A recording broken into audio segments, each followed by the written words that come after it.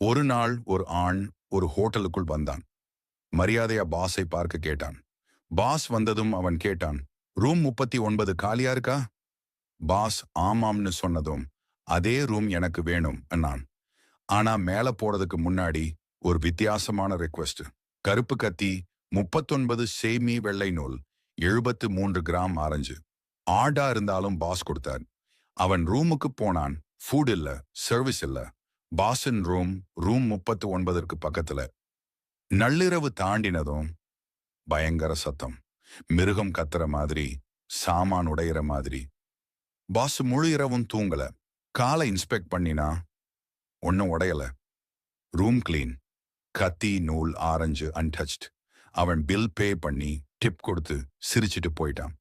ஒரு வருஷம் கழிச்சு அதே மனிதன், அதே ரூம் 39, அதே ரிக்வெஸ்ட்.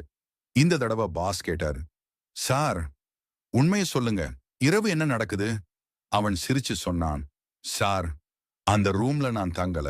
நான் வந்தது அங்க இறந்தவனை அமைதிப்படுத்த. Boss shock.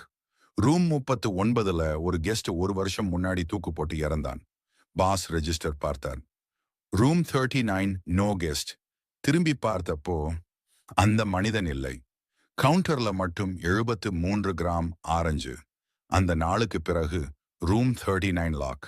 அந்த ரூம் கெஸ்ட்ஸ்கானது இல்ல, அங்க தங்குறது இன்னும் வெளியே வர முடியாத ஆத்மா.